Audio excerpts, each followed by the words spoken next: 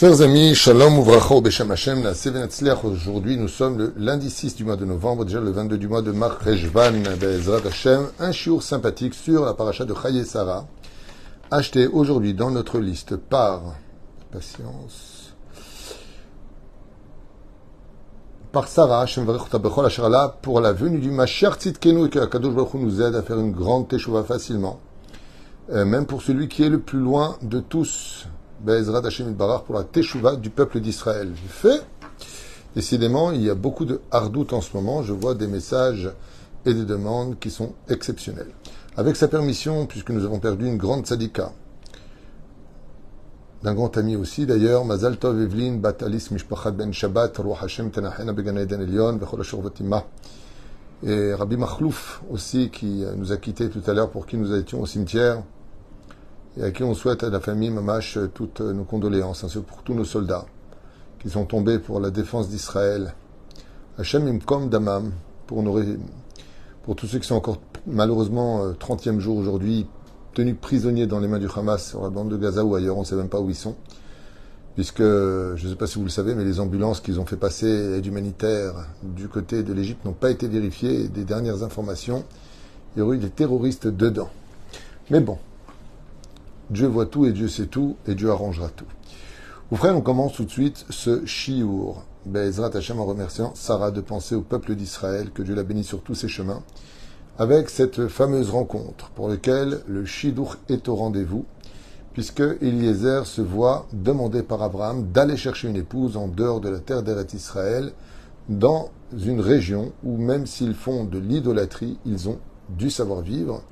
Il retourne donc en Mésopotamie trouver une femme.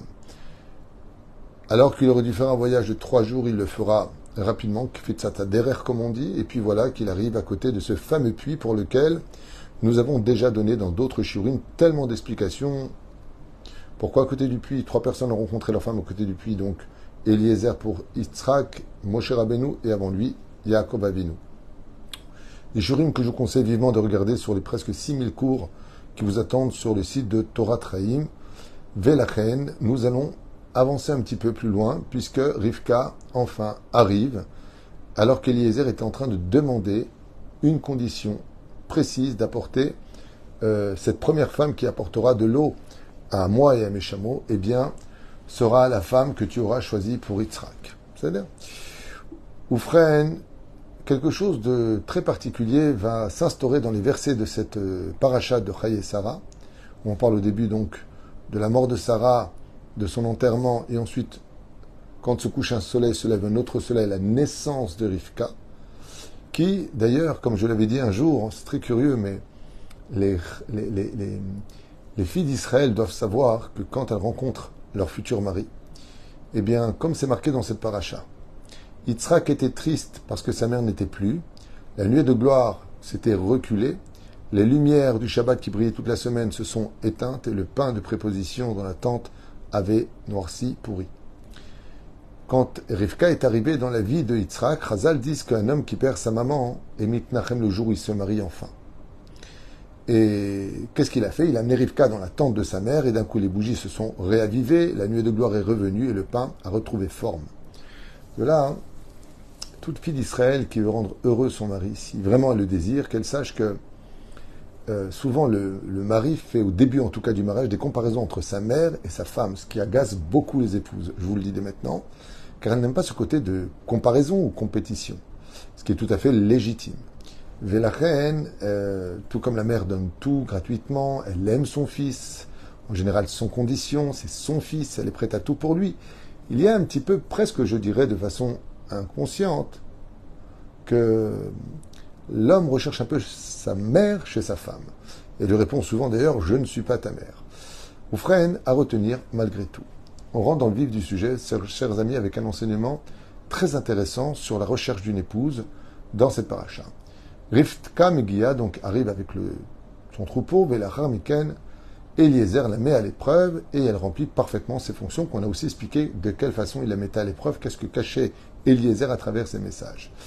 Et là, d'un coup, la Torah nous parle de choses qui, franchement, ne sont pas forcément intéressantes. Il lui parle des bijoux qu'il lui a donnés. Donc, le bijou qu'il lui donne, ainsi la rend kinyan, c'est-à-dire qu'elle devient promise à Yitzhak, elle ne peut plus se marier avec plus personne, puisqu'elle accepte ses bijoux par un shaliach au nom de Yitzhak. Ce qui aurait pu être très dangereux, parce qu'en acceptant ses bijoux, elle est promise à Yitzhak, et donc ne peut plus se marier avec quelqu'un d'autre. Et si elle ne savait pas qui était Yitzhak, eh bien, on aurait perdu Rivka. Mais encore un autre sujet. Oufren, la Torah va nous dire des choses un peu bizarres, Belachar Miken, donc Ma'avir, et là-bas il est marqué Vaikach ha'ish nezem za'av beka mishkalo, veshne tzmidim asara za'av mishkalam. Qu'est-ce qu'on en a à faire de savoir qu'est-ce qu'il lui a offert et à quoi ça nous sert de le savoir? De qui plus est, on nous parle de quel matériel il s'agit d'or, et puis de leur poids, combien il y en avait, combien il n'y en avait pas. On a envie de dire, on n'est pas dans un roman de Dallas ou de Bon, Gloire et Beauté, je ne sais pas ce que vous regardez, Dynastie, il y avait quoi encore? Les Feux de l'amour. Je sais tout ça par rapport à ma mère, bien sûr, que Dieu la bénisse. Et la Torah, elle est en train de nous dire qu'est-ce qu'il lui a donné. Mais qu'est-ce que j'en ai à faire, moi, de savoir en 2023 de l'ère vulgaire, qu'est-ce que Eliezer a donné à Rivka?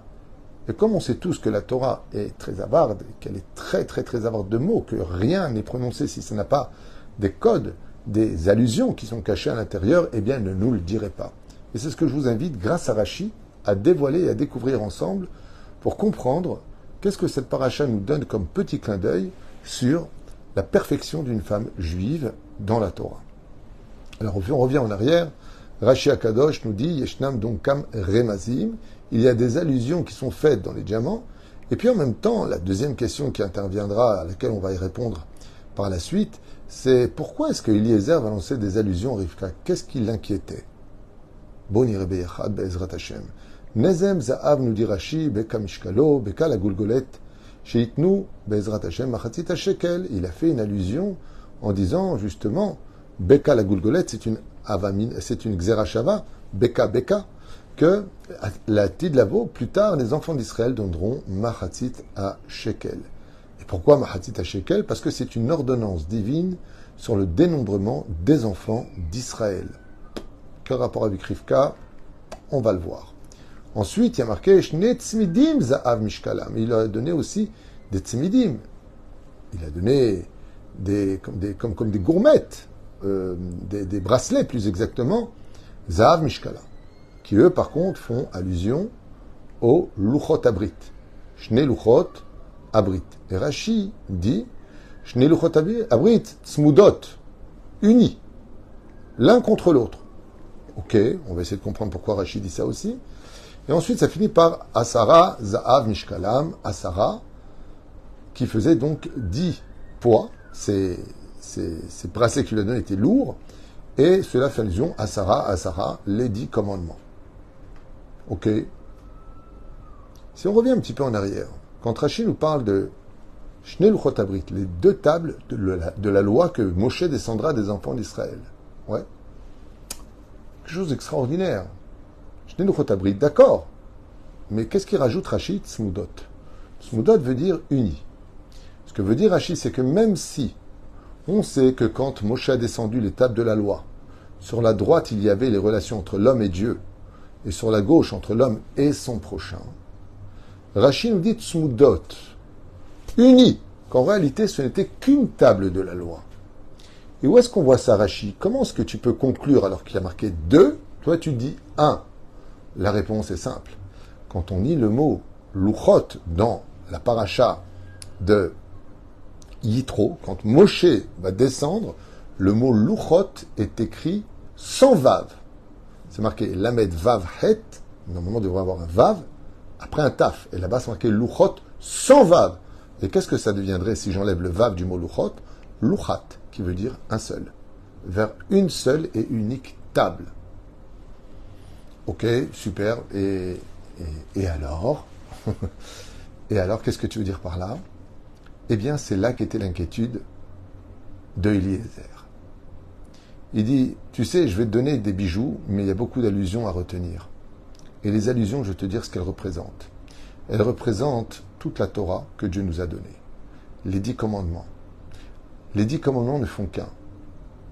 Car, dans le judaïsme, pour servir son Créateur dans une avodat Hashem parfaite, il faut avoir des relations entre toi et Dieu qui soient parfaites et des relations entre toi et ton prochain qui soient parfaites. Tu dois être généreux, tu dois être bon, tu dois être diplomate, tu dois être Kafsrout. Tout comme tu juges toujours Dieu du Kafsrout, il faut aussi juger ton prochain du Kafsrout.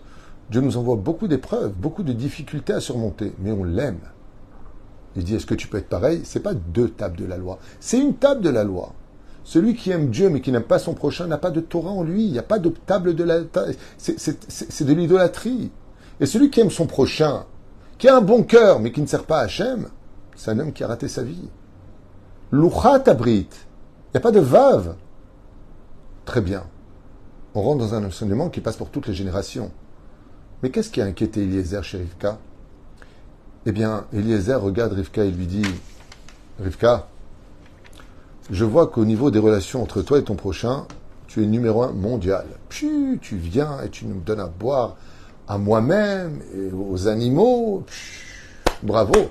Relation entre humains, sociale, tu es numéro 1. Mais ce n'est pas suffisant pour être l'épouse de Yitzhak. Ce n'est pas suffisant pour être la femme du peuple d'Israël, la mère du peuple d'Israël, une future maman juive. C'est bien d'avoir un bon cœur, c'est bien d'être généreux, c'est bien. Mais est-ce que tu manges kasher? Est-ce que tu fais les choses comme Dieu te le demande? Tu es shomeret mitzvot? Tu es shomeret ou pas? C'est la question que pose Eliezer. Pour être la femme de Yitzhak, qui est si pieux, est-ce que tu es aussi, toi, du niveau de Yitzhak, au niveau de la piété juive? Est-ce que tu remplis l'autre fonction? Et c'est pour cela que Rashi rajoute Luchot, Tzmudot. Est-ce que Tzamoud, est-ce que avec toi, ta façon d'être merveilleuse dans tes relations entre toi et ton prochain, tu rajoutes aussi ta relation entre toi et le Créateur du monde? Car Eliezer fait comprendre à Rivka que la maison juive repose essentiellement sur les épaules de la femme juive. C'est elle la responsable de la nida, de la pureté familiale. Elle peut dire ce qu'elle veut à son mari. Non, je suis propre. Non, j'ai pas. Oui, j'ai eu. J'ai déjà compté. J'ai pas compté. Le mari ne peut pas compter avec elle. Ce qui va mettre dans la bouche à table, c'est la femme. Dans sa Hirat Shamaïm, qui va acheter strictement kasher, vérifier s'il n'y a pas de verre, si ce qu'elle donne à manger à sa famille, eh bien, est conforme à la halacha. Et ça, c'est dans les mains de la femme. C'est elle qui crée la maison. C'est elle qui crée les fondations. Isham Lishon Hashishot. Et Chazal nous disent, comme l'explique de façon merveilleuse le livre Haber Yosef, qui dit que en réalité, ce que va faire Eliezer, il dit, est-ce que tu as cette même relation extraordinaire entre toi et ton prochain de veiller sur lui que la crainte du ciel qu'il faut avoir pour perpétuer une maison juive? Et la reine, en merlo, Nezem, c'est extraordinaire, regardez bien ce qu'enseigne Chazal. Nezem, Beka, où est-ce que c'est Nezem? Il lui a donné un bijou qui est très bizarre, Nezem. Nezem, vous savez, c'est ce genre de tabaat, de petites bagues qu'on met sur le nez. Et qu'est-ce qu'il a voulu lui dire par là? Alors à l'époque, c'est vrai que c'était de coutume de mettre une boucle ici, dans la narine, comme bijou. Mais chez nous, les Juifs, dans la Torah particulièrement, il n'y a pas stam des choses qu'ils ont dit. Un anneau, merci de m'aider. Donc cet anneau qui a été mis, il faisait allusion à quoi? À quel moment nous utilisons notre nez pour la mitzvah d'Arbat Aminim? Chazal nous disent, vous vous rappelez bien, que sur les 4 espèces de la fête de Sukkot, il y a ce qu'on appelle les Hadassim. Les Hadassim, eux, représentent celui qui a des bonnes actions. Pourquoi? Parce qu'il n'est pas consommable, mais il a du réach. Par contre, le Hétrog, lui, représente celui qui a et du goût et des odeurs. Le lulav représente celui qui a du goût, mais qui n'a pas d'odeur. Et les haravot représentent ni le goût, ni l'odeur. Qu'est-ce que vient faire Eliezer? Il lui donne des nezem qu'elle doit mettre maintenant à son nez pour lui dire, effectivement, dans le judaïsme, quand on sent les odeurs des hadassim, ils représentent les odeurs contre les bonnes actions. Et le goût représente l'étude de la Torah. Et c'est pour cela qu'il lui dit, maintenant viens manger. Elle l'invite à la maison. Est-ce que tu as où faire manger mes animaux? Est-ce que tu peux nous accueillir? Pour voir si maintenant qu'elle a des bonnes actions, est-ce qu'elle a aussi de la Torah en elle? Et c'est pour cela que quand il s'agit de la mitzvah du mariage, alors que Bethuel, son frère Lavan, dissuade leur sœur d'aller se marier et de suivre le commandement de la Torah, eh bien Rivka répond devant Eliezer, je veux suivre cet homme. Pourquoi tu veux le suivre? Pour faire comprendre à Eliezer que rien ne passera avant la volonté d'Hachem. Si c'est une mitzvah de se marier, je vais me marier. Si c'est une mitzvah de donner, je donne. Je suis à la hauteur de ma relation entre moi et mon prochain, au même niveau que moi et mon Créateur du monde. J'aime Dieu autant que j'aime les hommes, parce que Dieu vit à travers l'humanité. Cette situation extraordinaire vient nous faire un clin d'œil sur ce que Dieu attend de chaque maison juive, Bezrat Hashem, pour lequel on voit que le poids des bijoux qu'il a offerts, la matière qu'il a offert, le nombre qu'il a offert. Mais pourquoi faire tout ça? Pourquoi ces quelques versets à nous raconter ce qu'il lui a donné? Qu'est-ce qu'on en a à faire? On en a beaucoup à faire. Et vous savez pourquoi? Je finirai avec une très belle phrase. Pour la simple et bonne raison, c'est que les bijoux d'une femme qu'on lui achète, les boucles d'oreilles, parce qu'elle mérite, Baruch Hashem, des beaux colliers, de belles parures, heureux celui qui gâte et bénit sa femme. Mais elle ne les prend pas avec elle. Le jour de sa mort, on lui enlève et on les donne aux filles, aux belles filles. Elle ne les prend pas avec elle. Et Eliezer, il dit que les bijoux d'une femme juive, elle les prend avec elle pour l'éternité. Et c'est quoi ces bijoux? C'est ce qui est fait ici. Beka la goulgolette, machatzit shekel, que la femme comprend qu'elle n'est qu'une moitié et qu'elle doit toute sa vie compléter à l'image de l'homme, qui lui aussi est sa deuxième moitié. Ou frère, la femme doit comprendre Shnei luchot abrit luchat. Tout comme tu es une femme pieuse à la maison, tu dois être une femme pieuse à l'extérieur. Tout comme tu es pudique à l'extérieur, tu dois être pudique à l'intérieur. Tu dois être quelqu'un dont ta relation n'est pas hypocrite. Pas tu reçois des gens avec le sourire et tu parles derrière avec de la haine. Ainsi donc, Rivka vient nous faire comprendre cette parure de bijoux qui lui est offerte, qu'elle est la femme la plus parfaite de l'histoire. Tous ont eu plusieurs femmes. Yitzhak n'a eu qu'une seule femme. Et vous savez pourquoi? Parce qu'elle était irremplaçable. Zebidjuk Mashévi Rivka Bezrat Hashem dans la maison de Yitzhak. Une femme exceptionnelle qui prend des initiatives toujours à veiller à ce que la volonté d'Hachem soit faite. Quand Esav se fait passer pour le gentil et que Yaakov reste dans l'innocence de sa simplicité, Rivka prend les choses en main et dit à Yaakov, Dieu ne veut pas de ça. Va prendre, je prends la faute sur moi. Je suis prêt à mourir pour accomplir la volonté d'Hachem. Même si la tsniout c'est difficile, même si de porter un kissoui c'est compliqué, même si de respecter toutes les lois ne sont pas faciles, surtout quand on part en vacances, même si d'être juif aujourd'hui est empreint de haine sur le globe de la terre, je reste juive, pieuse, en contact avec mon Créateur, en toute confiance, parce que je sais que Dieu est avec moi. Parce que la plus belle parure d'une femme qu'elle prendra dans ce monde et dans l'autre, c'est d'être un cœur pur, attaché à Dieu. Ainsi donc, Eliezer a réussi sa mission. Il ne ramène pas simplement une femme qui a un grand cœur et qui donne, charité, je suis là pour toi, je vais t'aider, je vais faire un coup. C'est bien, c'est important. C'est important de faire du bien. Mais ça ne définit pas la femme juive. Ce n'est qu'une moitié. Alors il lui donne l'autre moitié. Zecher machatzit shekel. Est-ce que tu as l'autre moitié? Celle que Dieu a besoin de compter pour savoir s'il peut compter sur toi. Kol tov v'leitraot u'b'shem Hashem na'aseh v'natzliach.